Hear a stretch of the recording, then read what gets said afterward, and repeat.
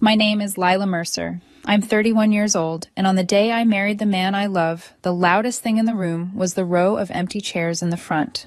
People always tell you that your wedding will blur by. Laughter, music, clinking glasses, happy chaos. And in a way, it did.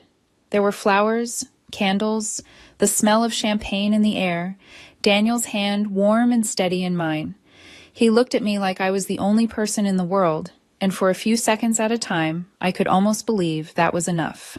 But then my eyes would drift to the front row, to the 4 chairs we'd reserved and labeled by hand one quiet Sunday afternoon, sitting at our dining table with cardstock and calligraphy pens like 2 kids doing a school project. Mom, Dad, Amanda, Mark, all empty. At first, I made excuses for them in my head. Maybe traffic was bad. Maybe there was an accident on the highway. Maybe my mom misheard the time, even though I'd told her at least a dozen times. Texted it, emailed it, sent a calendar invite like I was a project manager scheduling a meeting for her own life. I gave myself 30 full minutes of denial. It'll be fine. They'll rush in just before the vows. They'll sneak into their seats, cheeks flushed, whispering apologies like this is some romantic comedy. They didn't. My dad had always said he'd walk me down the aisle someday. It turns out someday was a lot more fragile than I realized. As the music started and the doors opened, it was just me and the aisle, and 100 eyes watching the space beside me where he was supposed to be. Daniel met me halfway and took my hand with that quiet, stubborn courage he has. I saw the question in his eyes. Are you okay? And I did what I've always done. I smiled. I smiled so hard my cheeks burned. Through the vows, the applause, the photos in the garden, the toasts from Daniel's parents, who actually showed up and beamed like they'd just won the lottery gaining a daughter. Strangers to me a few years ago, but there, present, all in. My side of the guest list looked thinner. A few cousins, some friends from work, people who loved me. Yes, but not the people I'd pictured in the front row my entire life. Amanda, my little sister, was supposed to be there. We'd had a complicated relationship, sure. Her, the golden child, the one everyone was sure would get married first, the one my parents were always a little more indulgent with. But still, she was my sister. We'd whispered secrets in bunk beds and shared clothes and screamed at each other and then cried and hugged like sisters do. She'd sent a text 2 weeks before. So excited for you, big sis. We'll celebrate so hard. And Mark was my first real best friend, the first person I ever told my darkest secrets to. He'd seen me ugly cry after breakups, coached me through job interviews, once drove across town at midnight when my car died and I was too scared to walk alone. We'd been each other's person before Daniel ever entered the picture. I'd asked him to be my best woman in reverse, stand up next to me, hold my bouquet, roast me in his speech like only he could. He'd laughed and said, Lila, of course. I wouldn't miss it for anything. Apparently, anything included my sister's engagement party. I didn't know that part yet. All I knew in that moment, as we cut the cake and everyone leaned in with their phones raised, was that my purse buzzed on the chair behind me. Then again, a staccato vibration that cut through the music and chatter like an alarm only I could hear. I tried to ignore it. It buzzed again and again, relentless. While Daniel fed me a forkful of cake and everyone cheered, I felt my phone practically humming through the fabric of my dress. As soon as the photographer called a break, I slipped away. Our venue had a little side balcony overlooking the parking lot, quiet and half lit by a single sconce. The August air felt colder than it had any right to be. Or maybe that was just me. I pulled my phone from my bag and stared. One message from Mom at the top. We need to talk now. Then another. Call me, please. It's urgent. Underneath, a wall of missed calls. Mom, Dad, Amanda, Mark. Over and over, stacked like a roll call of people who had chosen not to sit in the seats I saved for them. For a second, I wondered if something terrible had happened. An accident. A hospital.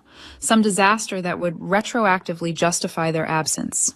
My heart leapt into my throat, fists of panic closing around it. I hit call. Mom answered on the first ring, like she'd been sitting there staring at her phone, waiting for me to break first. Lila, she said, breathless. Not how was the ceremony, not congratulations. Just my name, sharp and loaded. Hi, Mom, I said. My voice sounded strange to my own ears. Too steady. Is everything okay?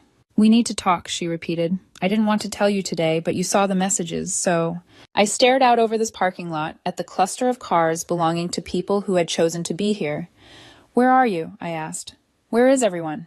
She exhaled like I was being difficult. We're at Amanda's engagement party. Honey, you know this weekend was the only one that worked for his parents. They're very busy, and they've been so generous, we couldn't ask them to change their plans. I gripped the balcony railing so hard my fingers hurt. You scheduled her engagement party on my wedding day. There was a pause. We didn't schedule it on your wedding day, she said slowly. We scheduled it on the weekend that worked best for everyone important. Everyone important. I felt something tilt inside me. You knew the date, I said. You RSVP'd. You helped pick the menu. The venue they wanted, she continued, ignoring me, was only available this weekend. And you know how Amanda is? She didn't want anything cheap. You understand, right? You'd want your sister to have a nice day. Her tone was so casual, so matter-of-fact, that for a split second I actually wondered if I was overreacting. Maybe this was normal in their minds. Maybe I was the one who had misunderstood what family meant. Then she said it. You remember that transfer you sent us in July? She asked. We had to use some of it for Amanda's venue deposit, and the band, and the chef. But it's all for family, right? Your money helped both of you celebrate. My money. For both of us. Except I was standing on a balcony outside my own reception, my husband inside trying to keep the mood from collapsing, and my family was somewhere else, drinking imported wine on my tab. I barely heard the rest of what she said. Something about the groom's parents being wealthy and influential. Something about needing to make a good impression. Something about how Amanda's future depended on this going smoothly. And Mark, I asked numbly, where is he? Oh, he's here, my mom said. He offered to help MC. He's doing such a great job keeping things lively. He said he'd make it up to you later. I don't remember hanging up. I don't remember walking back into the hall. I just remember the moment something inside me went very, very quiet. Not the silence of hurt or even anger. Just done. They thought I would swallow it like I always did. The dependable daughter, the supportive sister, the friend who understood. They thought I'd forgive them because that's the role I'd always played. But as I stepped back into the reception, surrounded by people who had actually shown up, Daniel's eyes finding mine across the room, I knew they'd finally pushed me past a line I didn't even know I had. They hadn't just skipped my wedding. They'd made me pay for the party they chose instead. And they genuinely believed I would thank them for the explanation. They were wrong. The morning after my wedding, the world looked exactly the same and completely different at the same time. Sunlight still slipped through the blinds in soft stripes. Daniel still breathed steadily beside me, his arm draped over my waist like a promise. Somewhere in the building, someone's shower turned on, pipes humming faintly through the walls. But there was this stillness inside me that hadn't been there before. Not calm, not numb, just precise. Like something had snapped into place overnight, and now all the blurry edges were suddenly sharp. Daniel stirred when I slipped out of bed. Hey, he murmured, eyes still closed. How's Mrs. Mercer this morning? I kissed his forehead. Figuring that out, I said quietly. Go back to sleep. I'm just going to make coffee. In the kitchen, the silence wrapped around me like a second skin. I measured grounds, filled the kettle, did all the tiny normal things you do on any other day. Except it didn't feel like any other day. It felt like standing at the edge of a cliff and finally realizing you don't have to keep backing away from it. You can decide to climb down, or jump, or walk in a completely different direction. I took my coffee to the table and opened my laptop. No ceremony, no dramatic pause, just clicked the trackpad and went straight to the one thing I knew I needed to look at, the accounts. I'd been the bank of my family for so long I barely noticed anymore. It started small years ago. My dad fell behind on a couple of bills when work slowed down. I sent money. Amanda's tuition hit a snag. I covered the gap. My mom just needed a little help with groceries one month, so I gave her a card linked to an account I funded, told her to use it when things got tight.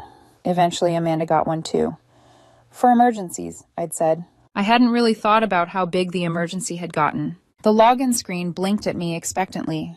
I typed in my information and pulled up the joint account my mom used. Transactions populated in neat lines. Dates, vendors, amounts. Most of it was normal. Grocery stores, pharmacy runs, gas stations. The background hum of a life. But then there were other entries. Lux Banquet and Events. Deposit, $3,200. Lux Banquet and Events. Remaining balance, $6,400. Savor Catering, 7 down.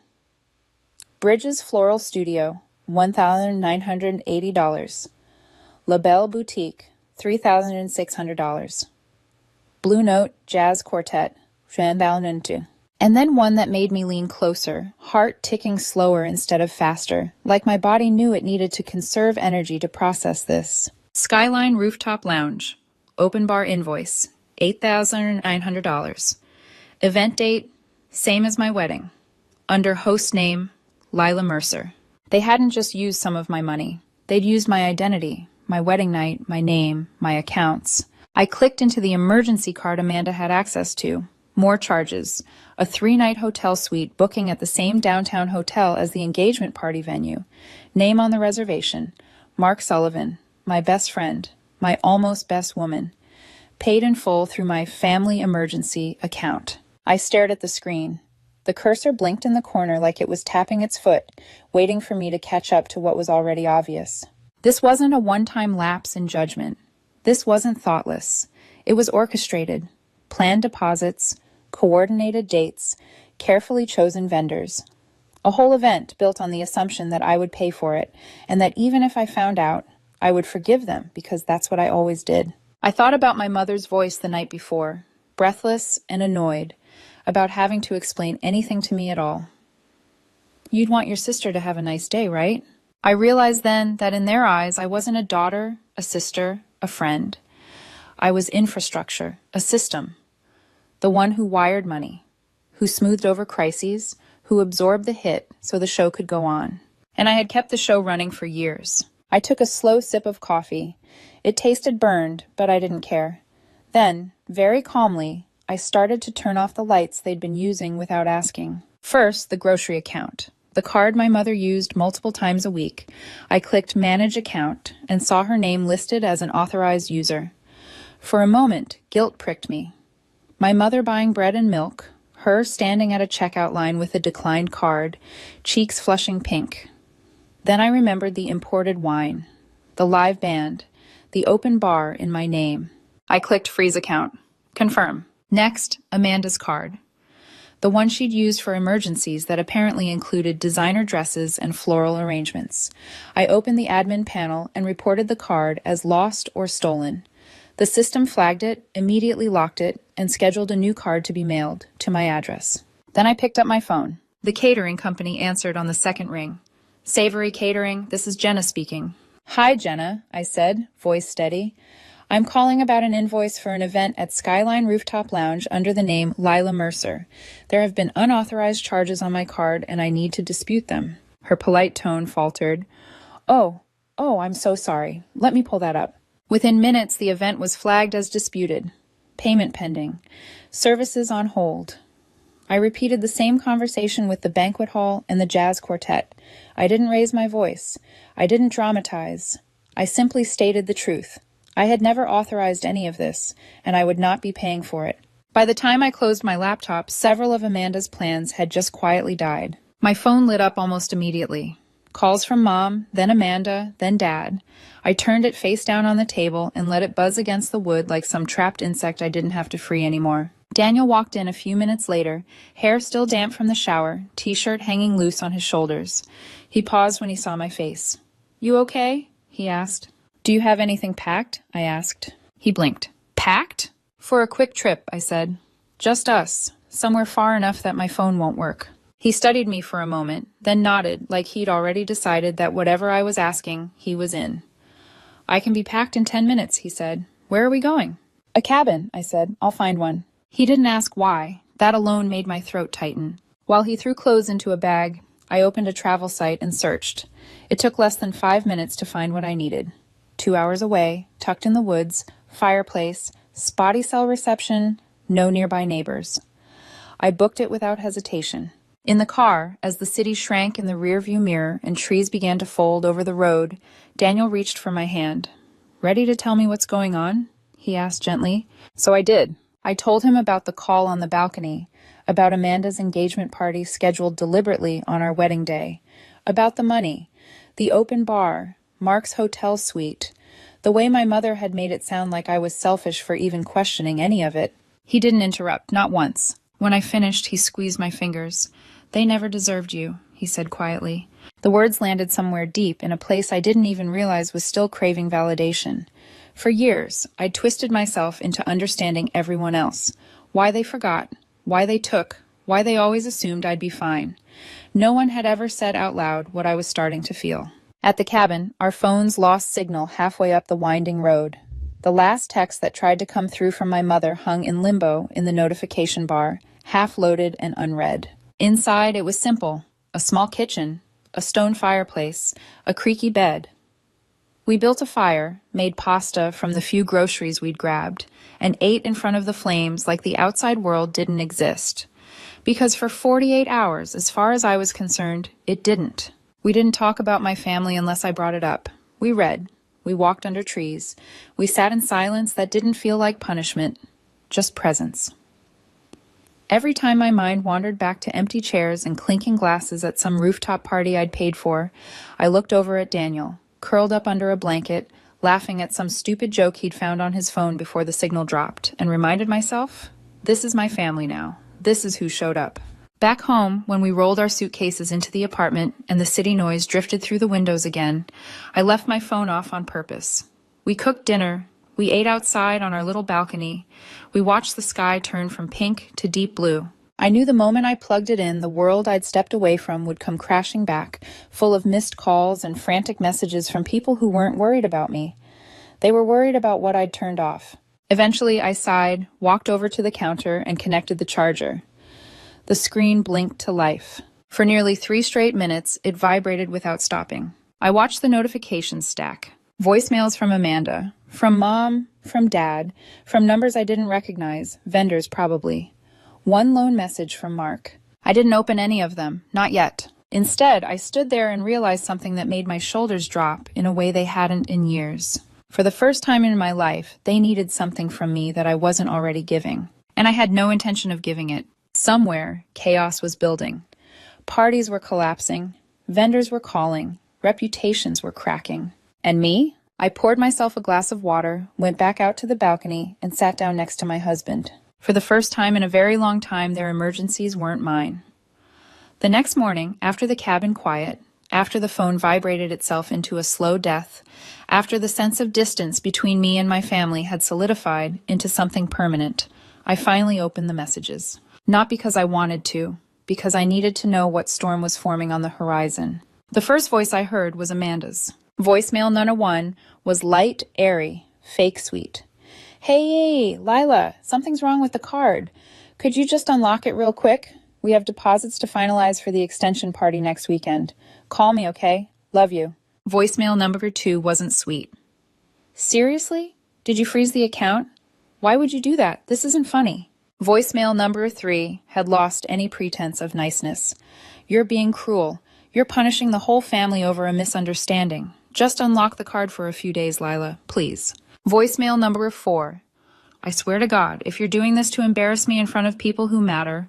I stopped that one halfway. People who matter. My wedding hadn't made the list, but the people at her rope-lit rooftop soiree did. Next came my mother. Guilt was her native language. Lila, sweetheart. Never a good sign. We never meant to hurt you. You were always so understanding. We thought you would just handle this differently. Amanda didn't think it through. None of us did. Just call me back. Then a second message. You know we're behind on bills. We needed that account. Why would you escalate things like this? And then the third. We're your family. Families don't do this to each other. I almost laughed at that. Finally, my father's voicemail. Cold. Controlled. Like he was reading from a script. We couldn't get a loan to cover the remaining expenses because of everything. You freezing the accounts has made things harder for all of us. You're tearing the family apart, Lila. We raised you better than this. You're making a mistake. Not, we're sorry we missed your wedding. We're sorry we stole from you. We're sorry we lied. No, just that I was making the mistake, that I was the problem, that I broke the family. I stood there listening, feeling nothing. Not anger, not sadness, just confirmation. Like rereading a diagnosis you already knew was true. And then I played the last message on my phone, from Mark. Hey, Lil, Look, things got messy. Amanda needed help. You know how she is. I didn't want to let her down. I'll make it up to you, okay? We good? We good. I deleted the message, not out of rage, out of clarity. I walked to the desk, opened my laptop, and pulled up the spreadsheet I'd started the night before. Then I began adding more lines. Every bill I'd covered, every transfer I'd sent, every emergency I'd quietly fixed, every time I paid Amanda's rent just for this month, every time I bailed my parents out of debt, every time Mark borrowed money and forgot to mention it again. I combed through years of bank statements, emails, Venmo notes, texts, little breadcrumbs of a life I had accidentally built as my family's safety net. Hours passed. The sun crawled across the living room floor and vanished. When I finished, the number at the bottom didn't shock me. I'd suspected it was high, but seeing it all in one place was like opening a ledger of my own disappearance. $137.04. That was the cost of being their daughter, their sister, their friend. More than a house down payment, more than a wedding, more than a future I could have built for myself. And they had thrown my wedding aside like it was a birthday dinner they forgot to RSVP, too. I printed the spreadsheet 3 times, slipped each copy into an envelope, mailed one to my parents, one to Amanda, one to Mark. No note, no explanation, just the title I typed at the top. Here's what it costs to be in my life. Then I picked up my phone, called my provider, and changed my number. I didn't tell them. I didn't tell anyone. Not a dramatic farewell, not a final confrontation, just a quiet severing. For years, they had pushed me to the edge of the frame so they could center themselves, so I stepped out of the frame entirely. 2 weeks later, Becca, my cousin, the only one who still talked to both sides, sent me a message. FYI, Amanda's engagement party collapsed. Like, completely. Fiancé's family not pleased. I didn't ask for details, but Becca sent them anyway. The florist never delivered. The band never showed. The caterer canceled because payment never cleared. Guests arrived to a half-decorated space. Amanda hid in the bathroom crying for 20 minutes while her fiancé's mother asked where the cake was. It wasn't revenge, just consequences. The first ones she'd ever actually faced. Becca added one final line. She lost it. Entire event fell apart. Everyone's talking. I stared at the message for a long time, then set the phone down. Not triumph, not cruelty, just relief. Relief that, for the first time in my life, their chaos wasn't mine to fix. Later that week, an email arrived from an address I didn't recognize. The subject line made my pulse skip. You deserve to know. It was from a woman named Lacey, Amanda's former friend.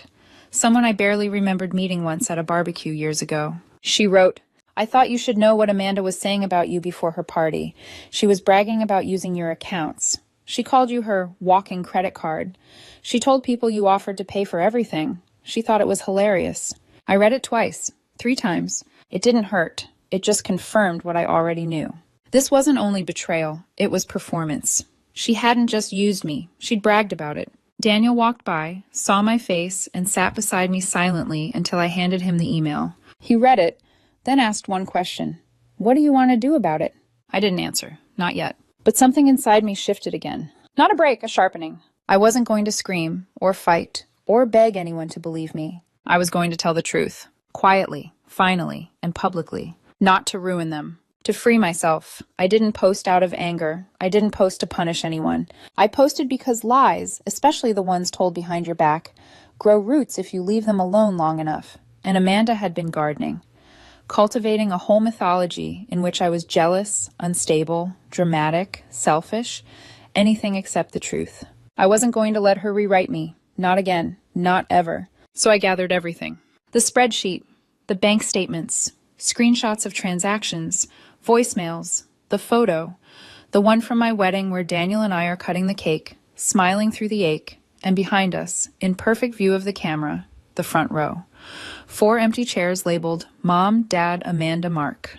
Chairs they never even attempted to fill. I opened my laptop, typed a post, not dramatic, not bitter, just factual, surgical, like telling a story I'd been too polite to narrate until now. I got married last month. None of my immediate family came. They chose to attend my sister's engagement party instead. Many of the expenses for that party, including the venue, catering, and entertainment, were charged to my accounts without my knowledge or consent. I learned about this on my wedding night. No names, no insults, no rage. Just truth. Then I attached the photo and hit post. I closed the laptop, walked away, made tea, sat beside Daniel on the couch like nothing monumental had just happened. 20 minutes later, my phone buzzed. Then again. Then again.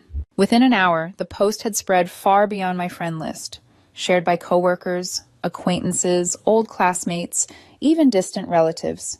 People commented everything from shock to heartbreak to disbelief. But the private messages, those were different. Some people apologized for not realizing what I'd been dealing with. Some shared their own stories of being the responsible one, the giver, the family bank. Some told me they'd seen similar dynamics and had been afraid to speak about them until now. And then came messages from people I didn't expect. The first one was from Amanda's fiancé's cousin. They had no idea. None. They thought you and Amanda were close. Then, Amanda told them she insisted the date overlap because you wanted to do a joint celebration later. Then, they're rethinking everything. The next day, Becca called.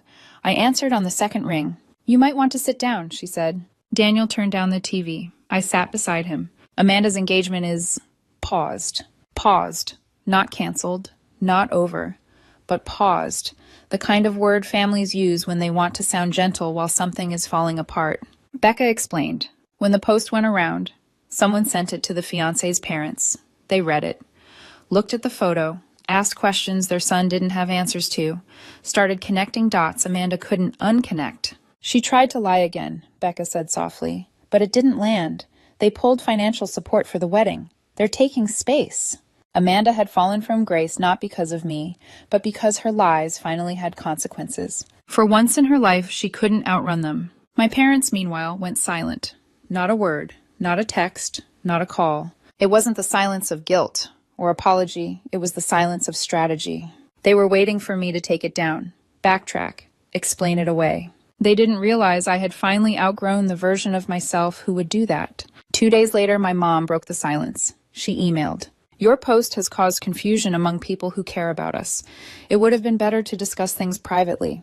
The family's reputation is very important, and this has hurt us unnecessarily." Not a single sentence of accountability, not one acknowledgement of what they'd done, just a request to protect the optics of a family that hadn't protected me. I didn't respond. 3 days later, Amanda tried reaching me through Becca again.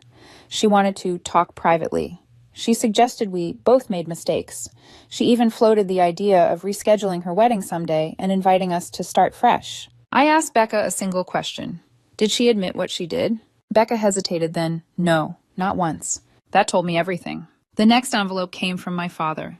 Actual paper, handwritten. He said families have to stick together, that I was too emotional, and that he hoped I'd come to my senses. It was the same old script, the one designed to make me feel small for having boundaries, for wanting anything for myself, for daring to say no. Mark sent one last email too, long, self-pitying. He said I'd embarrassed good people, that I should have kept private things private. I deleted it, didn't even finish it. I wasn't angry anymore. That part had burned out. What I felt now was something cleaner, quieter, freedom, maybe. Weeks passed. No apologies, no ownership, only a family scrambling to salvage their reputation, not their relationship with me. And then, one night, Daniel and I hosted friends at our apartment. Just a small thing, food, wine, soft music. People who had shown up for us, who laughed easily, who hugged tightly, who looked at me without expectation or entitlement. At one point, I stepped back and looked around the room. Every person there was someone who chose me. Not because I paid their bills, not because I solved their problems, not because they needed something. Just because they loved me, as I was. No empty seats, no place cards waiting for people who viewed my presence as optional. Just a full room, a full life. That's when I knew. I didn't lose a family. I walked away from a system and built something real in its place. A week later, Amanda sent one final text. No punctuation. Just 5 empty words attempting to drag me back into orbit. "We're still your family, Lila." It didn't hurt. It just felt distant, like hearing an echo from a house I no longer lived in. I didn't reply, not out of spite, because there was nothing left to say. They were my family once, but only as long as I disappeared inside of them. Now I'm here, present, whole, visible, and they are nowhere in sight.